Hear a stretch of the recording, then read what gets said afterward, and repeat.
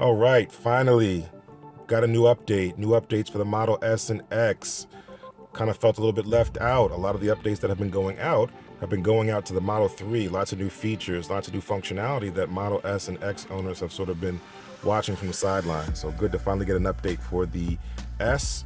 And we've got the latest version. We've got a 2019 build, 2019.8.3, which is bringing a host of features that have been primarily seen on Model 3s, but now coming to the S and X and that vertical orientation of the screen, which is awesome. So first we have the auto stoplight warning for when you're driving down roads and you're the first person to alight on Autosteer. It'll warn you if you're getting ready to run that light. That's pretty awesome. New acceleration mode. We'll look at that in just a second just to see what that's all about.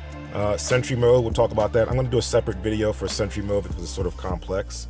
What else do we have here? We have the dash cam as well, now storing the footage from the side cameras as well. Again, nothing new, things that have been already been seen in the Model 3, but now just coming to the S and X, including dog mode. Don't have a dog just yet, so I'm okay without testing that, but we'll see what it's all about. And then again, blind spot warnings, blind spot chimes. If you notice, if you recall, we made the recommendation of how to fix Tesla's blind spot monitoring, again, being all software based. And one of the suggestions in the comments and from other customers just going ahead and giving feedback was to include that chime, to include that audible warning in addition to the visual representation, which you'll see in the instrument cluster with the red line. So kudos to Tesla for listening. Thanks for listening. Auto folding mirrors based on location. New revised menu for climate control in general. And then Navigate on Autopilot beta is still the same. So let's take a look. Let's jump right into it, see what we got here. So let's take a look here first, starting with the climate controls. Brings up the new climate screen. It's unified now as opposed to having those tabs on the side, which is much better, which also means it's a lot taller now. So first, starting from the top, we've got that dog mode we talked about. Getting ready to turn this on as you are able to leave the car if your dog is in the car. That's fine, pretty self-explanatory. But just merging the menus makes things a lot easier as well.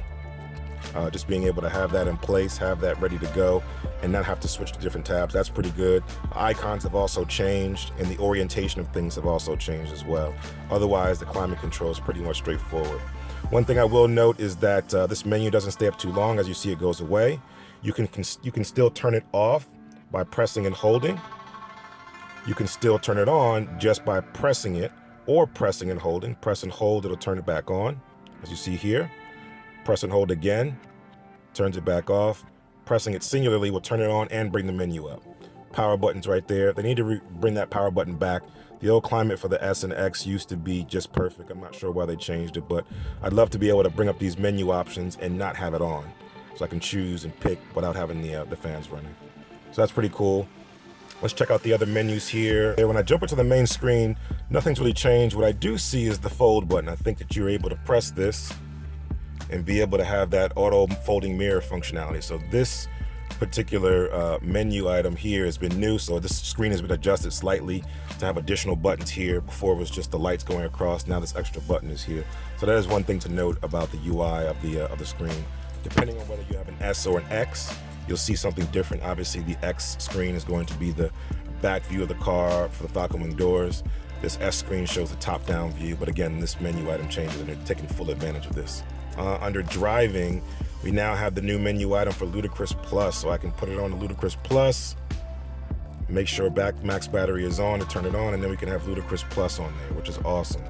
I always thought that they should have a slider as opposed to having that button that you have to press. It makes it much easier to understand for people who are just getting the performance versions of the car with Ludicrous Plus. So we've got Chill, we've got Sport, we've got Ludicrous, and then we've got Ludicrous Plus. And for those who are getting it without Ludicrous Plus, they just chop that off and you just have Ludicrous Standard, which is pretty cool. Other than that, it's pretty straightforward. I don't see anything really different to the UI, to the menus, anything like that. The charge screen looks the same, nothing's changed there. I did note that when you initially get the update, the map on the screen was indicative of Tesla headquarters. So Tesla HQ appears on the screen. Even though your location is still reported, it still says Tesla. The map visually shows you Tesla HQ, which is kind of funny. And then you start to move and it brings up the map for where you actually are. Thought that was pretty cool. Let's go ahead and take a look at what the Autopilot features have to bring. Okay, Just taking a look at Autopilot for a minute in this latest update. And it looks pretty familiar, pretty similar. Nothing's really changed. What I have noticed is that while not on Autopilot, you see a lot more lanes being recognized while on multi-lane highways, as well as more cars, just not on Autopilot. That's definitely interesting to see. Braking is a little bit herky-jerky from time to time, as well as acceleration from a standstill is also much improved. The previous iteration had it so that when you had it on Autopilot and it came to a standing stop, it would take a long time to accelerate back forward. So this one accelerates a little bit more promptly once the traffic starts to move again, so that's good. You'll also note that as you lane change now in the Model S and Model X, while just on standard Autopilot, you can use just the quick turn stalk pull. It'll keep it lit up just like it does in Navigate on Autopilot and make the full lane change. I'll show you an example in just a moment. Just tapping, again, really quickly. It auto lane changes again by itself, just with a tap, not a full press of the stalk like it used to be in Autopilot. This has been the behavior for Navigate on Autopilot, where you can just use the quick turn stalk to initiate lane change. Now with Autopilot, they're including that functionality. Phantom braking is still a thing. Not sure what the issue is. Phantom braking is definitely still an issue in this latest version. It happens every now and again, depending on the situation. Overpasses, I know it happens a lot, at least in my experience, when you're having an overpass and the shadows perhaps throw the sensors and cameras off somehow, but phantom braking is still an issue. I also note that vehicle recognition, or the latency between what the camera sees and what the visualization represents, is a little bit off. It's a little bit off in terms of the delay and the latency. Me getting closer to this car right here, looking to pass it or overtake it, you'll see the screen doesn't necessarily represent that because now the car is directly next to me, but it still seems to be a little bit ahead. The nag has been a little bit reduced, not greatly, but it's noticeable that it's not as aggressive as it was before, which is good. It's just the timer that lets you know that your hands aren't on the wheel. It's been relaxed just a little bit. I have someone in my blind spot. I'll try to initiate a lane change and see what happens.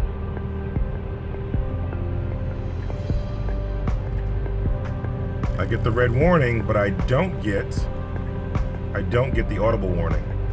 That's two cars are now passing me. The visualization is better now because now it highlights the car as well as the line, so that's pretty cool. People are not letting me in, so that's also an indication. But now that it sees it's clear, it's going to make that lane change for me.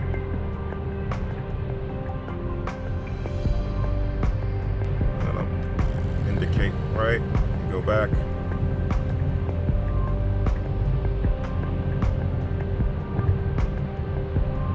I did notice that the auto lane change also still slows down to change lanes, which is pretty dangerous when you're in the passing lane.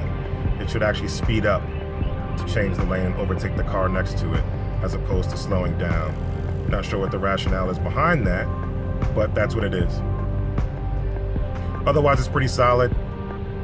Nothing major. Nothing major jumps out to me. Trucks are still an issue. Truck lust, if you will, where Autopilot sort of veers towards trucks or tries to get closer to trucks. So definitely keep your hand on the wheel on this one if you're passing by trucks like I just did. Other than that, it's pretty straightforward. Everything else seems pretty consistent. Same awesome Autopilot that you've known is still the same. We'll try to get to a road where we can test out the stoplight warning to see what that looks like on the way back. We're in a road with stoplights. Let's see how it fares here. 2-lane divided highway, or 4-lane divided highway, I should say. But again, just checking to see how it handles stoplights if it gets to that point. Don't see any new icons or indicators as of yet.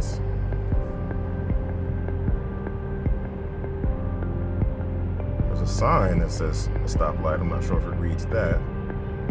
Let's go ahead and put some buffer in between us for this car looking to merge. Doesn't look like it's going to actually get in the lane. And we're coming up to a light. Keep a hand on the wheel just in case.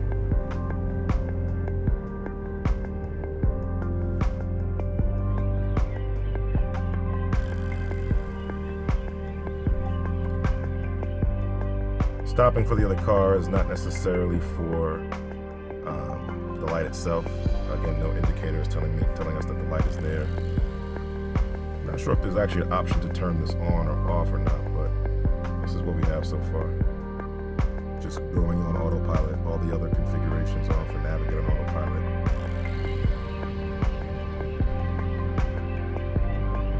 Does do a better job of keeping straight in those circumstances where the lanes merge. That was always a flaw of the Autopilot 2 and Autopilot 2.5, is that it would have a wider lane or merging lane and it would sort of veer to try to center itself. Looks like that might be resolved here.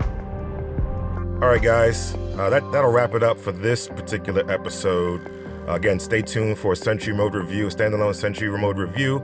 Let me know your comments below. Let me know how you are liking the update, if you've gotten the update, if you haven't gotten the update, and also let me know if I'm doing anything wrong in terms of the Autosteer traffic light. If anyone's got that to work, please let me know how to activate that. Would love to know how to make it work. See you in the next one.